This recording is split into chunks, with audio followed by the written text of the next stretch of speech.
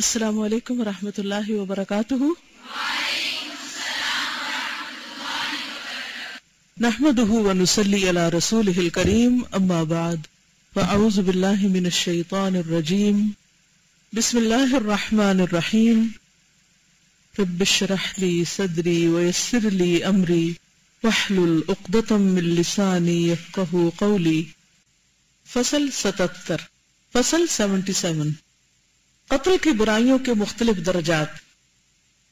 مذکورہ گناہ کے بعد ظلم اور عدوان کا درجہ ہے، یعنی اللہ کے ساتھ شرک کرنے کے بعد بندوں کے ساتھ زیادتی کرنا بڑا گناہ ہے۔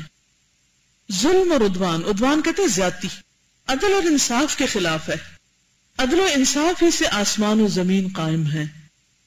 اللہ تعالیٰ نے اپنے رسول اور پیغمبر اس لیے بھیجے کہ لوگوں کو قسط اور عدل کی تلقین کریں۔ اپنی کتابیں بھی اسی لیے اتاری۔ یہی وجہ ہے کہ عند اللہ یعنی اللہ کے ہاں ظلم اکبر الکبائر ہے، اور گناہ کا بڑا چھوٹا ہونا بے اعتبار ظلم اور مفاسد ہے، یعنی جیسا ظلم ہوگا ویسا ہی گناہ بڑا، جیسا فتنہ فساد ہوگا اسی درجے کا گناہ، مفاسد جس درجے کے ہوں گے اسی درجے کا ظلم ہوگا۔ ایک آدمی اگر اپنے بے گناہ بچے کو قتل کر دیتا ہے، حالانکہ اللہ تعالیٰ نے انسانی طبیعت کچھ ایسی بنائی ہے کہ وہ بچے سے محبت کرے، بچے پر رحم اور شفقت کرے، اور پھر ماں باپ کو تو خاص طور پر محبت اور شفقت کا حصہ زیادہ دیا گیا ہے، اس کے باوجود وہ صرف اسے اس ڈر سے قتل کر دیتا ہے کہ وہ اس کے ساتھ کھائے پیے گا اور اس کے مال میں شریک ہوگا، تو یہ قبیح ترین اور سخت ترین ظلم ہے۔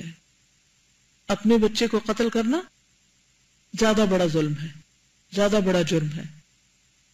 یعنی قتل ویسے بھی جرم ہے، لیکن اس کے درجے ہیں گناہ کے اعتبار سے اور اس کی سزا کے اعتبار سے۔ اس میں سب سے بڑا قتل کون سا ہے؟ اپنے بچے کو قتل کرنا۔ کس ڈر سے؟ کہ کھانے میں شریک ہوگا، چاہے وہ پیدا ہو اس وقت یا پھر پیٹ میں ہی مار دے انسان، دونوں طرح۔ قتل تو قتل ہے، جب جان پڑ گئی تو جان لینا کہیں بھی بہت بڑا جرم ہے۔ تو یہ قبیح ترین اور سخت ترین ظلم ہے۔ اسی طرح ماں باپ کو قتل کرنا، جو اس کے وجود کا سبب ہے، یعنی جو اس کی زندگی کا سبب بنے، اسی درجے کا ظلم ہے۔ قتل کے مدارج لیولز، ڈگریز، اس کی قباحت اور نتائج کے اعتبار سے یعنی رزلٹ کے اعتبار سے مختلف ہیں۔ مقتول اگر نیک آدمی ہے جس کو قتل کیا جا رہا ہے، اگر نیک آدمی ہے، دین کی تبلیغ اور تلقین کرتا ہے، واعظ اور نصیحت سے لوگوں کو دین کی راہ بتاتا ہے، یعنی کوئی عالم ہے، اسکالر ہے، تو اسے قتل کرنا زیادہ بڑا گناہ ہے ایک عام انسان کی بنسبت۔ مقتول کی ان خصوصیات کے لحاظ سے قتل کے درجات مختلف ہوں گے، یعنی جس درجے کے بندے کو مارا ہوگا اسی درجے کا گناہ ہوگا۔ اور یہی وجہ ہے کہ قیامت کے دن وہ آدمی سخت ترین عذاب کا حقدار ہوگا جو کسی پیغمبر کو قتل کرے یا نبی اور پیغمبر اسے قتل کر دے۔ امام عادل اور عالم دین کو قتل کرنے کا، جو لوگوں کو قسط اور عدل کی تلقین کرتے ہیں، اسی کے قریب قریب جرم ہے۔ یعنی انبیاء کے قتل کے بعد سب سے بدترین قتل عالم دین اور امام عادل کو قتل کرنا ہے۔ وہ لوگوں کو احکام الہی کی پابندی کی تعلیم دیتے ہیں، واعظ و نصیحت سے لوگوں کو دین پر چلنے کی ہدایت کرتے ہیں۔ مذکورہ امور کی حیثیت قلت و کثرت کے لحاظ سے اور قباحت کے جرم کے لحاظ سے مختلف ہوگی، اور اسی حیثیت کے مطابق مدارج ہوں گے، یعنی درجے ہوں گے۔ حق سبحانہ و تعالی نے کسی مومن کو عمدن قتل کرنے کی سزا خلود فی النار یعنی آگ میں ہمیشہ رہنا، دائمی جہنم، خدائے جبار کا غضب، اس کی لعنت اور عذاب عظیم قرار دیا ہے۔ یعنی جب کوئی کسی مومن کو جان بوجھ کے قتل کرے، یہ سزا مومن کو عمدن، قصدن اور بلا ارادہ قتل کرنے کی ہے۔ ٹھیک ہے، یہ سزا مومن کو عمدن، قصدن اور بال ارادہ ہونا چاہیے، بلا نہیں، درست کر لیجیے۔ بال ارادہ سے مراد ارادے کے ساتھ، قتل خطا نہیں، بشرطے کہ کوئی معنی پیش نہ آئے۔ اس بارے میں کوئی اختلاف نہیں کہ کسی مسلمان کو عمدن اور قصدن قتل کرنے کے بعد قاتل اسلام قبول کر لے تو اسلام اس سزا کو روک دیتا ہے، یعنی پھر اس کا گناہ معاف ہو جائے گا، یہ سزا اس پر نافذ نہیں ہوگی۔ البتہ بحث طلب مسئلہ یہ ہے کہ اگر کوئی مسلمان کسی مسلمان کو عمدن اور قصدن قتل کر دے تو اس کی توبہ قبول ہوگی یا نہیں، نیز وہ اس سزا سے بچ سکے گا یا نہیں، اس بارے میں علماء سلف اور خلف کے دو قول ہیں۔ امام احمد سے بھی یہی دو قول مروی ہیں، انہوں نے بھی دونوں باتیں کی۔ جو لوگ یہ کہتے ہیں کہ اس کی توبہ قبول نہیں ہوگی، توبہ سے یہ سزا دور نہیں ہو سکتی، وہ یہ دلیل پیش کرتے ہیں کہ یہ آدمی کا حق ہے، وہ دنیا میں اپنا حق وصول نہیں کر سکا، قاتل اس کا حق دنیا میں اسے ادا نہیں کر سکا، اور مقتول اپنا حق قاتل سے وصول کیے بغیر رخصت ہوا ہے، اس لیے لازمی امر ہے کہ یہ حق یوم عدل یعنی قیامت کے دن میں وصول کیا جائے اور ادا کیا جائے۔ یہ لوگ کہتے ہیں کہ مقتول کے ورثاء جو حق وصول کرتے ہیں وہ ان کا اپنا حق ہے، دیت وغیرہ وہ وصول کریں، چاہے تو معاف کر دیں، انہیں اختیار ہے۔ ورثاء اگر اپنا حق وصول کرتے ہیں تو مقتول کو کیا فائدہ پہنچتا ہے؟ یعنی اگر کوئی مر جاتا ہے اور اس کی جو بلڈ منی ہے قاتل پے کرتا ہے تو مقتول کو تو نہیں پہنچتی، وہ کس کو ملتی؟ وارثوں کو۔ ورثاء نے اپنے اپنے حقوق وصول کر لیے تو مظلوم مقتول پر جو مظالم توڑے گئے ہیں ان کا کیا تدارک ہو؟ یعنی جس کو ظلم کے ساتھ قتل کیا گیا اس کو کیا ملے گا؟ امام احمد کے دونوں اقوال میں سے یہی قول زیادہ صحیح ہے کہ ورثاء کے اپنے حقوق وصول کر لینے سے مقتول کا حق ساقط نہیں ہوگا۔ امام شافعی اور امام احمد وغیرہ اصحاب کی بھی اس بارے میں یہی دلیل ہے۔ کیا کہتے ہیں کہ توبہ سے بھی یہ گناہ نہیں معاف ہوتا، ٹھیک ہے۔ دوسرا قول یہ ہے کہ توبہ اور استغفار اور ورثاء کے حقوق وصول کر لینے سے مقتول کا حق ساقط ہو جائے گا، کیونکہ توبہ کرنے سے پہلے کے گناہ معاف ہو جاتے ہیں۔ نیز قاتل پر جب حد شرعی قائم کر دی گئی، یعنی اس کو بھی مار دیا گیا، تو گناہ اور جرم کا بدلہ اس سے وصول کر لیا گیا۔ یہ ان کی دلیل ہے۔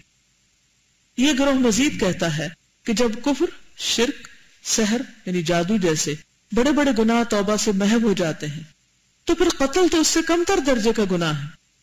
یعنی اگر کوئی شخص کافر تھا پھر مسلمان ہو گیا تو اس کے کفر کا گناہ کیا ہوگا؟ وہ کہتے ہیں کہ اگر کسی نے کفر کیا اور پھر توبہ کر لی، مسلمان ہو گیا تو کیا ہوا؟ کفر کا گناہ معاف ہو گیا۔ اگر کسی نے شرک کیا، توبہ کر لی، توحید پر آ گیا تو گناہ پچھلے معاف ہو گئے۔ کسی نے جادو کیا، سمجھ آ گئی کہ یہ تو بہت بڑا جرم ہے، توبہ کر لی، معاف ہو گیا۔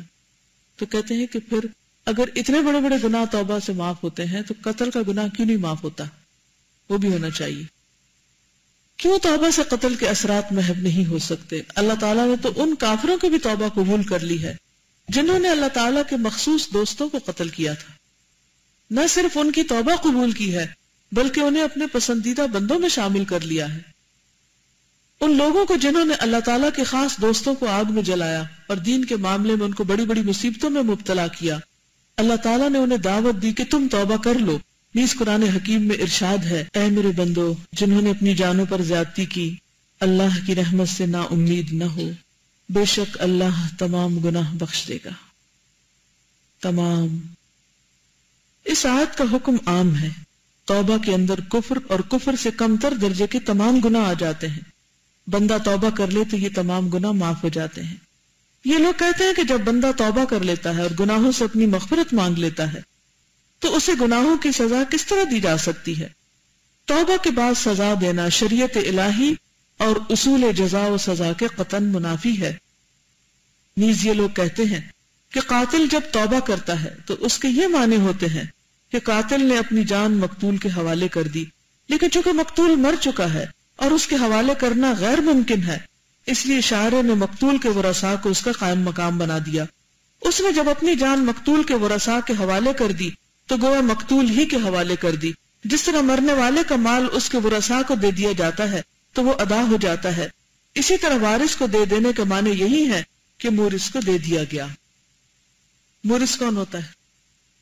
جی، جس کی وراثت تقسیم ہو۔ اصل مسئلے کی پوری تحقیق اور وضاحت یہ ہے کہ قتل کے ساتھ 3 قسم کے حقوق وابستہ ہوتے ہیں۔ کون سے؟ حق الہی، حق مقتول، حق ولی. یعنی جب کوئی قتل ہوتا ہے تو 3 طرح کے حق لازم ہوتے ہیں. نمبر 1 حق الہی. حق الہی سے مراد اللہ کا حق. نمبر 2 مقتول، قتل ہونے والے کا حق. حق ولی وارثوں کا حق. کوئی قاتل برضا و رغبت اپنے اختیار سے اپنی جان مقتول کے حوالے کر دیتا ہے، یعنی قتل کیا اور اس کے بعد اس کو ندامت ہوئی، اس نے کہا، وہ مقتول کے وارثوں کے پاس چلا کر کہا کہ میں حاضر ہوں، آپ مجھ سے بدلہ لے لیں. وہ اپنے اس فعل پر نادم اور پشیمان ہے اور خوف الہی سے اس کا دل لرز اٹھا ہے اور توبۃ النصوح کر رہا ہے، تو یقین ہے کہ اس توبہ سے حق الہی معاف ہو جائے گا، اللہ تعالیٰ اس کو معاف کر دے گا. مقتول کا ولی جب اپنا حق وصول کر لیتا ہے، بلڈ منی لے لیتا ہے، اس سے مصالحت کر لیتا ہے یا معاف کر دیتا ہے، تو حق کے ولی بھی معاف ہو جائے گا. اب باقی رہا مقتول کا حق، تو قاتل نے اگر توبہ کر لی اور نیکوکار بن گیا تو قیامت کے دن اللہ تعالیٰ اپنی جانب سے مقتول کو معاوضہ دے دے گا، تو اس کو بھی حق مل جائے گا اور قاتل و مقتول میں مصالحت کرا دے گا، یعنی صلح کرا دے گا. اس طرح کرنے سے نہ تو مقتول کا حق مارا جائے گا، نہ توبہ کرنے والے کی توبہ رائے گاں جائے گی. ٹھیک ہے، دونوں کو اپنی اپنی جگہ مل جائے گا. اب رہا مال کا مسئلہ، تو اس بارے میں مختلف اقوال ہیں. ایک گروہ کہتا ہے کہ کسی دیندار مقروض نے مال کے اصل مالک کے مر جانے کے بعد مالک کے وارثوں کو وہ مال ادا کر دیا تو مقروض آخرت میں اس طرح قرض سے بری ذمہ ہو جائے گا جس طرح دنیا میں ادائیگی کے بعد ہو جاتا ہے. مثلا اگر کوئی ایک انسان کسی دوسرے سے قرض لیتا ہے اور جس نے قرض دیا وہ اگلے ہی دن مر جاتا ہے، اب اس میں قرض لینے والے کا کوئی قصور ہے کہ اس نے قرضہ کیوں نہیں واپس کیا تھا؟ اگر اس نے وعدہ خلافی کی ہے تو وہ الگ بات ہے، لیکن دنیا میں لین دین کا کاروبار چلتا رہتا ہے، کوئی قرض لیتا ہے، کوئی دیتا ہے. اب کسی کی موت کا وقت بھی لکھا ہوا، ہمیں نہیں پتا کہ کب کوئی دنیا سے جا رہا ہے. اب مثلا اگر اے نے بی سے قرض لیا اور بی اگلے دن مر گیا، اب اے کو کیا کرنا چاہیے؟ وہ اس پیسے کو یہ سمجھ کے نہ رکھ دے کہ وہ تو مالک مر گیا، اب یہ پیسہ میرا ہو گیا. کیا کرنا چاہیے؟ جی ہاں، میت کے وارثوں کو وہ رقم واپس لوٹانی چاہیے تاکہ وہ تقسیم کر لیں آپس میں. تو اس طرح اس کے اعمال نامے میں وہ گناہ نہیں رہے گا کہ اس نے کسی کا حق مارا. دوسرا گروہ کہتا ہے کہ نہیں، جس پر ظلم ہوا اور جس کا مال گیا ہے، قیامت کے دن اس کا مطالبہ علی حال ہی باقی رہے گا. اس دن وہ اپنی چیز وصول کرے گا. ورثاء کے وصول کرنے سے جو ظلم اس پر ہوا ہے اس کا تدارک قطعاً نہیں ہو سکتا. مال کا اصل مالک اپنی عمر کی آخری ساعتوں تک مقروض کی نادہندگی کی وجہ سے اپنے مال سے فائدہ نہ اٹھا سکا، مرنے تک وہ اس سے محروم رہا. یہ ایسا ظلم ہے کہ اس کا تدارک ہی نہیں ہو سکتا. مرنے کے بعد اس کے ورثاء کو دے دیا گیا تو ورثاء مستفید ہو رہے ہیں، اس کی ذات کو کیا فائدہ پہنچا؟ یعنی اگر کوئی جان بوجھ کے ایسا کرتا ہے تو پھر اس کی پکڑ بھی ہو سکتی. اس گروہ نے اس رائے کی بنیاد اس دوسرے مسئلے پر رکھی ہے کہ ایک ملکیت اور مالیت کے مالک متعدد ہیں. کیا مانا؟ ایک ملکیت، مثلا یہ کتاب کے مالک متعدد ہے، میں بھی ہوں اور کچھ اور بھی ہیں، لیکن اس کی صورت یہ ہو گئی ہے کہ مال ایک شخص سے دوسرے شخص کی طرف منتقل ہوتا چلا آ رہا ہے اور اس کے وارث بہت سے ہیں.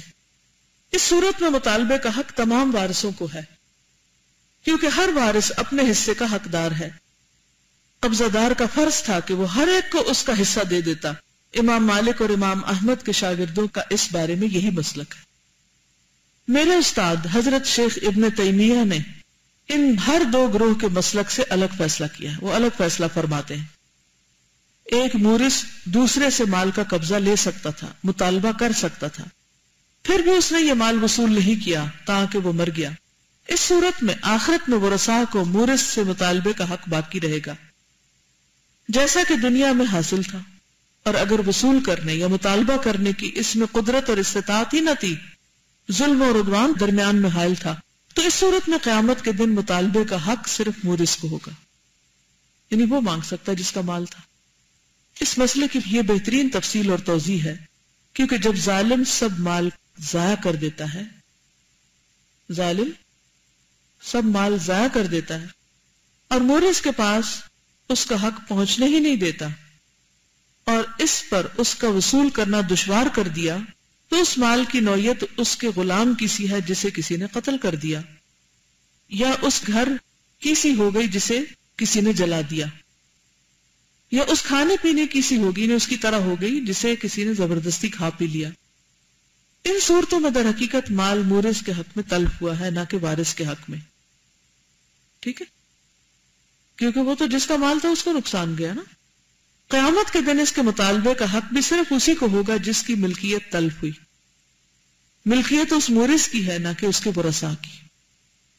مسئلے کی شکل اب یہ ہوگی کہ اگر مال از قسم عقار اور زمین ہے، عقار کس کو کہتے ہیں؟ پراپرٹی وغیرہ، یا کوئی ایسی مالیت اور ملکیت ہے جو اس مورث کے مرنے کے بعد قائم اور باقی ہے، تو وہ مورث کے ورثاء کی ملکیت ہے، ٹھیک ہے۔ غاصب کا فرض ہے کہ مورث کے ورثاء کو اسی وقت یہ مال واپس کر دے۔ اس نے اگر مورث کے ورثاء کو مال واپس نہ کیا تو قیامت کے دن اس مورث کے ورثاء اسی طرح اس مال کے مطالبے کا حق رکھتے ہیں جس طرح دنیا میں مطالبے کے حقدار تھے۔ سوال کی یہ صورت اس قدر قوی ہے کہ اس سے مخلصی ناممکن ہے، خلاصی ناممکن ہے۔ کس سے؟ کسی کا حق اگر مارا ہے تو حقدار جو مطالبہ قیامت کے دن کرے گا۔ دلیل نہایت قوی ہے۔ ہاں البتہ یہ کہا جا سکتا ہے کہ اس صورت میں مطالبے کا حق مورث کو ہے اور ورثاء میں تمام کو مطالبے کا اسی طرح حق پہنچتا ہے۔ جس طرح کسی غاصب ظالم نے ایک گروہ کا مشترکہ مال غصب کر لیا تو گروہ کے تمام افراد کو اپنے مال میں اپنے حصے کے مطالبے کا حق ہے۔ اگر کوئی آدمی کسی ایسے وقف کا متولی بن گیا، وقف کیا ہوتا ہے؟ جس سے پراپرٹی وقف نہیں کر دیتے، مسجد کیا ہوتی ہے؟ اوقاف، اوقاف کو بھی سنا، یعنی کسی کی پرسنل پراپرٹی نہیں بلکہ کسی نیکی کے کام کے لیے اس کو ابینڈن کر دیا گیا، جو کئی خاندانوں پر وقف کیا گیا ہے۔ بعض اوقات یہ ہوتا ہے کہ دین کے کام کے لیے وقف کرتے ہیں اور بعض اوقات ویسے ہی وقف کیا جاتا ہے کہ اس چیز کا فائدہ فلاں کو پہنچے۔ اس نے تمام کے حقوق ضائع کر دیے تو قیامت کے دن یہ سب کے سب اس سے مطالبے کا حق رکھتے ہیں۔ یہ نہیں کہ کچھ کو مطالبے کا حق ہوگا اور کچھ کو نہیں، واللہ عالم، اللہ ہی کو سب سے زیادہ پتہ ہے۔ خلاصہ کیا ہے؟ کوئی بتائے گا کیا سمجھ میں آئی بات؟ قاتل کو چھوڑیے، کسی کے مال غصب کرنے کے بارے میں آپ کیا کہتے ہیں؟ اور غصب کیا ہوتا ہے؟ زبردستی کسی کا مال ہتھیار لینا، قبضہ کر لینا، ٹھیک۔ ظلم کے ساتھ اگر کوئی کسی کا مال ہتھیار لیتا ہے تو وہ معافی نہیں ہوگی جب تک کہ حقدار حق معاف نہ کر دے۔ جی ہاں، مال جس سے لیا تھا اگر وہ دنیا میں نہیں رہا تو وارثوں کو مال لوٹا دینا چاہیے، اور اگر کوئی ایک بھی محروم رہا تو وہ بھی قیامت کے دن اپنے حق کا مطالبہ کر سکتا ہے، لوٹائیں بالکل۔ من بعد وصیۃ یوصی بہا او دین، پھر قیامت کے دن ظاہر ہے کہ جو وارث ہیں انہی کی پکڑ ہوگی کہ انہوں نے حق مار دیا، کیونکہ اس نے تو نیت کی ہوئی تھی کہ واپس کرنے، لیکن اس کو مہلت نہیں ملی۔ ہاں اگر نیت خراب تھی تو پھر اس کی بھی پکڑ ہوگی۔ سبحانک اللہم و بحمدک نشہد ان لا الہ الا انت نستغفرک و نتوب الیک۔ السلام علیکم ورحمۃ اللہ وبرکاتہ۔